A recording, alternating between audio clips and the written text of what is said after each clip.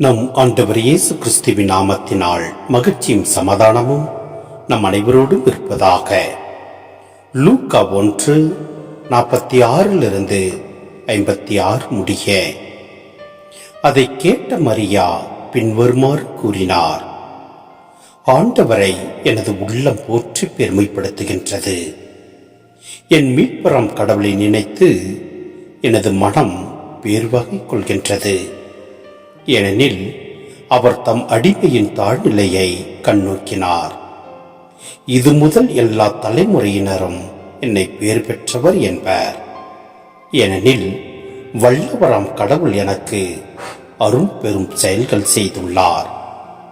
தூயவர் என்பதே அவரது பெயர்.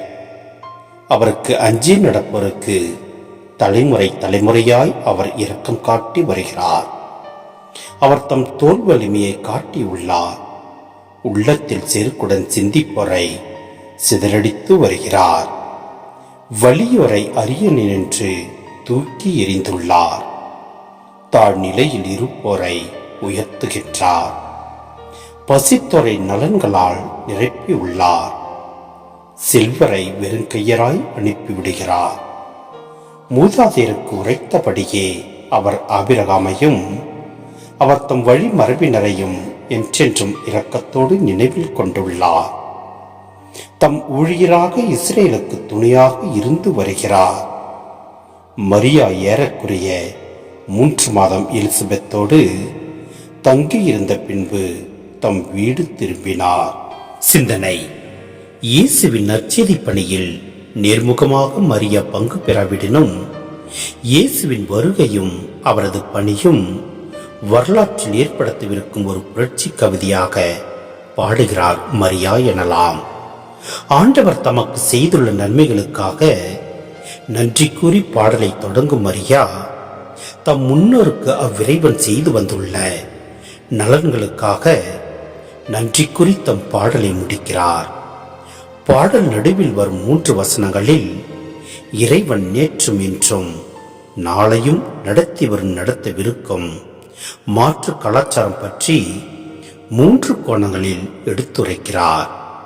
முதலாவது, சமய புரட்சி, சிறுகுடியரை சிதறடிக்கிறார். இரண்டாவது, அரசியல் புரட்சி, வறியோரை தூக்கி எறிந்து தாழ்நிலையில் உள்ளோரை உயர்த்துகிறார். மூன்றாவது, பொருளாதார புரட்சி, பசித்தோருக்கு உணவளித்து செல்வரை வறியவராக்குகிறார். புரட்சி பாடல், மாற்று கலாச்சார பாடல், எதிர்ப்பு சமூக பாடல் என்ற முறையில் இம்மூவகை புரட்சிகளும் இன்றும் தேவை. இதற்கு நாம் தயாரா என்று மரியா சவால் விடுவதாக இப்பாடல் அமைகிறது எனலாம். இப்பாடலால் உந்தப்பட்டு இன்றும் நம்மிடையே தனியார் சமூக துறவர அமைப்புகளும் மக்களுக்கு மறுவாழ்வும் புது வாழ்வும் அளிப்பதில் தங்களையே தியாகம் செய்து கொள்வது போற்றத்தக்கது மட்டுமல்ல, பின்பற்ற வேண்டியதும் ஆகும்.